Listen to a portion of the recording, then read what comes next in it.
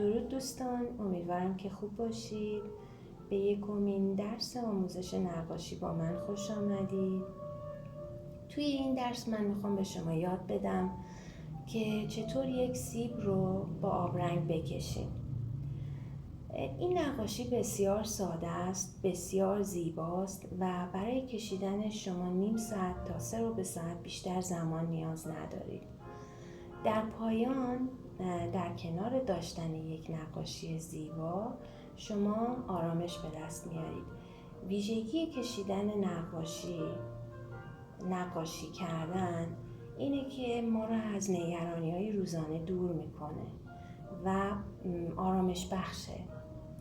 خب بریم تا من به شما بگم که با یک مداد، یک آبرنگ و یک مقوا چه کارها که نمیشه کرد. دوستان، در ابتدا 2 خط نقطه چین و عمود برهم روی مقوا بکشید. من پیشتر این کار کردم که خیلی زمان از شما نگیرم. یک اندازه رو به دلخواه در نظر بگیرید، اون رو 3 برابر بکنید و این نقطه رو نشانه گذاری بکنید. دوباره همین اندازه‌ای که اینجا من در نظر گرفتم، شما به هر اندازه‌ای که دوست دارید روی این 2 خط نقطه چین میتونید در نظر بگیرید. هر اندازه‌ای اینجا در نظر گرفتید رو 2 برابر بکنید از سوی راست و چپ و یک نشونه بگذارید. برای اینکه پایین سیب رو بکشیم، چشمی یک فاصله کوچیکی رو بیایید بالا و یک خط موازی با این خط نقطه چینمون بکشید و یک نشانه اینجا بگذارید که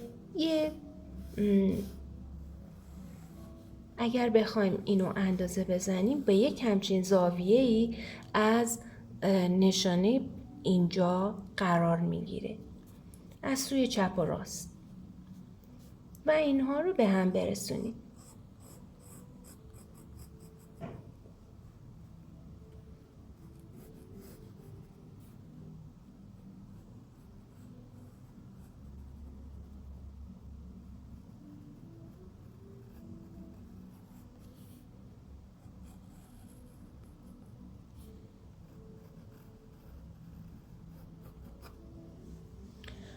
بسیار خوب. این گوشه ها رو یک کمی گرد بکنیم. حالا از این نقطه‌ای که این 2 خط نقطه چین همدیگر رو قطع کردن، یه اندازه خیلی کوچیک بیایید بالا و یک نشونه بگذارید. اینجا یه دونه خطی که شبیه به کلاه آی کلاهدار میمونه از سوی راست و چپ بکشید تا بالای سیب هم پیدا بشه.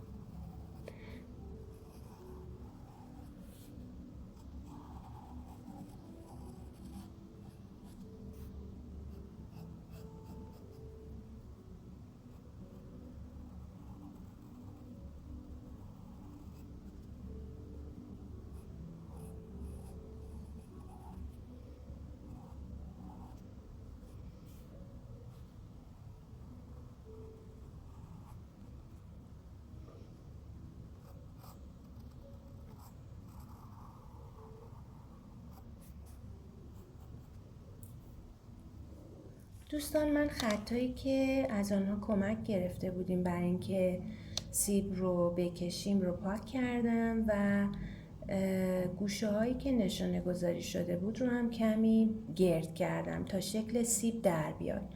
حالا بریم تا سیب رو رنگ کنیم.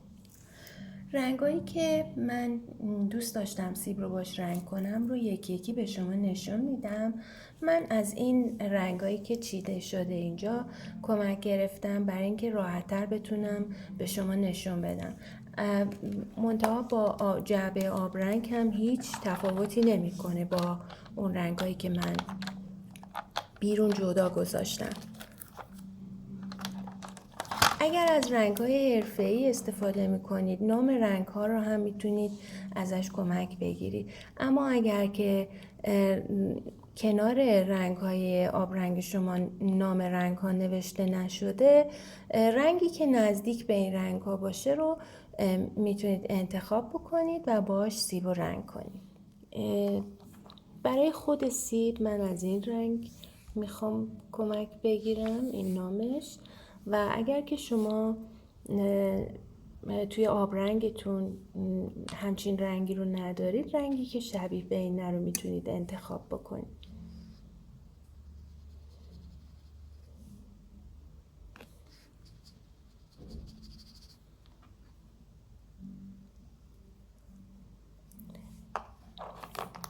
یک رنگ سرخابی هم نیاز داریم و این هم نام رنگ هست.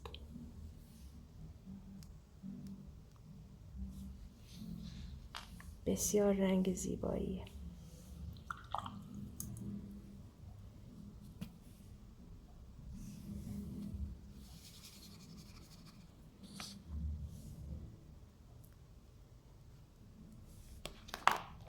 همینطور یک رنگ زرد پررنگ هم انتخاب کنید از توی آبرنگتون. این هم نام رنگ هست.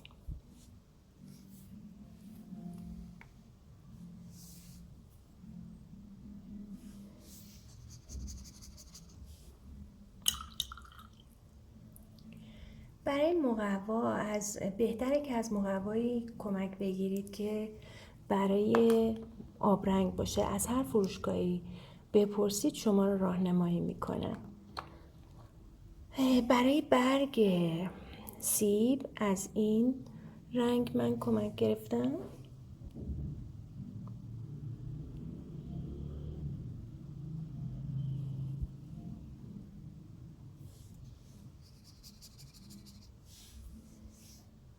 برای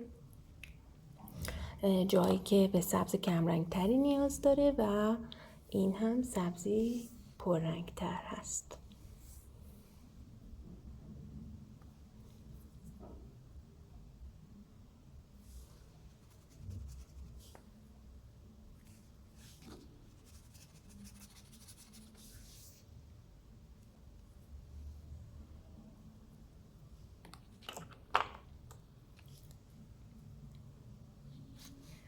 برای ساقه سیب از دو رنگ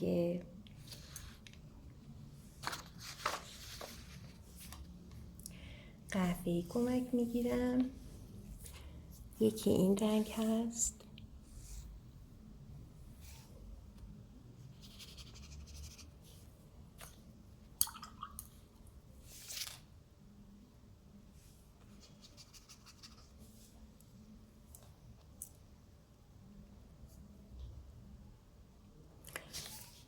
این دومی هم که میبینید دوم پیشی منه که من هر کاری میکنم باید حتما باشه.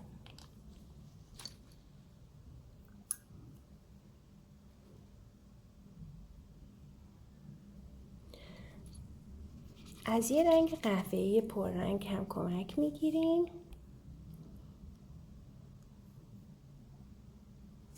که این رنگ به ما رنگ قهوه‌ای قشنگی است.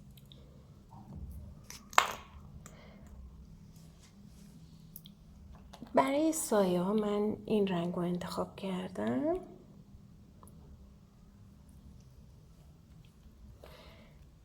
آبی خوش رنگی داره. شما هر آبی رو که تو آبرنگتون نزدیک بود رنگش یا به سلیقه خودتون نزدیک تر بود میتونید از همون کمک بگیرید.